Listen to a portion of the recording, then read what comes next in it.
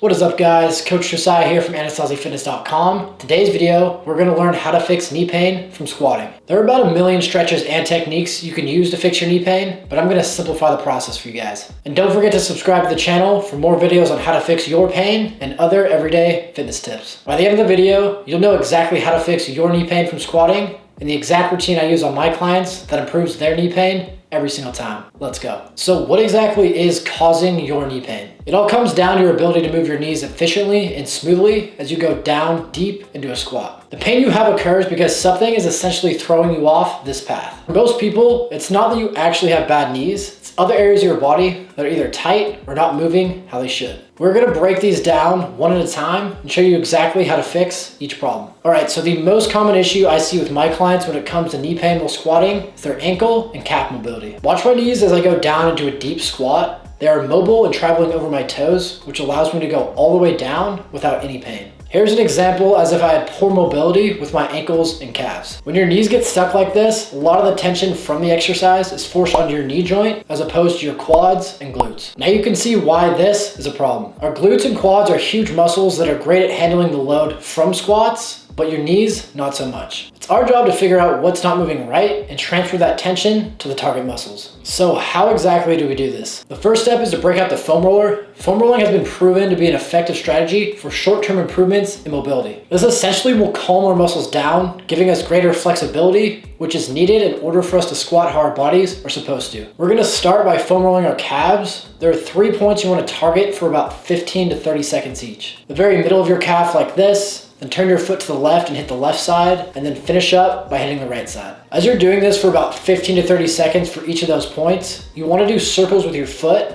This is going to help with your ankle mobility. Make sure when you're foam rolling that you find the parts that hurt the most and you stay on that point until the pain gets a little more easily to handle. Full disclaimer here, foam rolling hurts really bad if you haven't done it before, but I promise it's the best feeling in the world once you finish. All right, once you finish your calves, you want to lay on your side to target your shins. Do each shin for about 15 to 30 seconds while stopping on the points that hurt the most. And make sure you use the opposite leg to apply pressure on the foam roller if you don't really feel any pain. Now that we have foam rolling out of the way, we're gonna go into stretching our calves. You wanna find something to elevate your foot onto. I generally use a 45-pound plate at the gym, but anything to get your foot up works. Place half of your foot on the elevated surface and press into the top of your foot for about 15 to 30 seconds. You should feel a deep stretch right away, and if you don't, play around where you put pressure on your foot. I find placing more on the outer part of my foot feels the best. Okay, next we're gonna go into stretching our ankles. You start by getting into a kneeling position, grabbing your heel and gluing it to the ground. Now you're gonna drive your knee over your feet and toes to the best of your ability. Do repetitions back and forth to this point, trying to go further and further each time.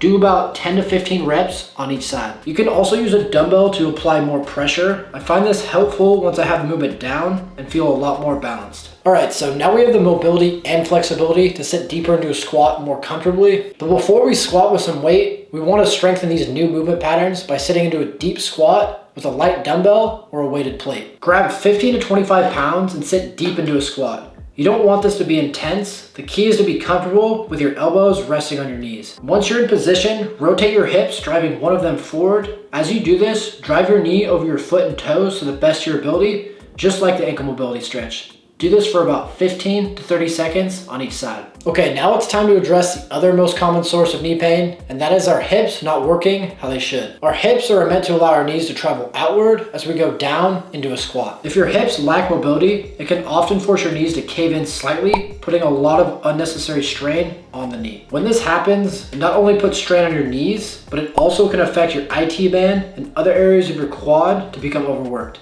as opposed to the force being transferred evenly across your legs. For those who don't know what the IT band is, it's a thick tendon that runs along the side of your quad from your knee to your hip. So how do we fix this? We foam roll our quads and IT band to alleviate the tension, then work on our hip mobility to prevent this from happening again. All right, it's time to break out the foam roller again. You want to start on your side like this with the foam roller right on your hip bone. Slowly move down onto the side of your quads. Do this by using your other leg to move you down. Another disclaimer here, this is going to hurt way worse than your calves, so be ready. As you move down, also rotate your body inward so you can also foam roll your quads as well. Do this all the way down until you reach your knees. Okay, now we're going to move into some hip mobility and do the 90-90 stretch.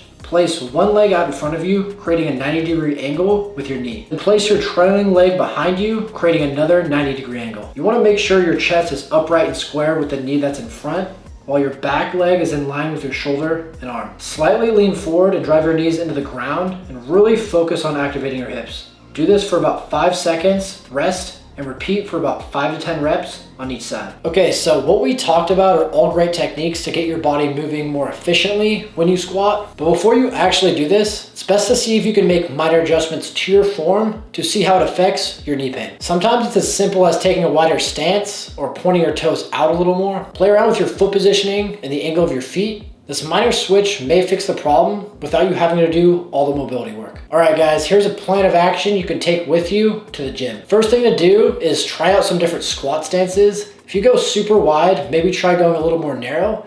If you point your toes forward, maybe try pointing them a little more out. Just overall play around with your positioning and see if anything makes a difference. Next, break out the foam roller and roll out your quads, shins, calves, and IT band. Like I said, this is gonna hurt a lot, but I promise this is going to alleviate a lot of the pain for you during your squats. And lastly, follow that up with the calf, ankle, and hip mobility stretches. I know these aren't the most exciting, but mobility and stretching are gonna prevent injury and keep you working out consistently in the long run. I hope this is the solution to your knee pain. If it doesn't work right away, give it some time. Things will get better in the future if you stay consistent, I promise. All right, that's it for the video today, guys. If you got any value from what you watched, hit that subscribe button. There'll be plenty more videos dropping just like this to help you with your fitness goals in the near future. Let's go.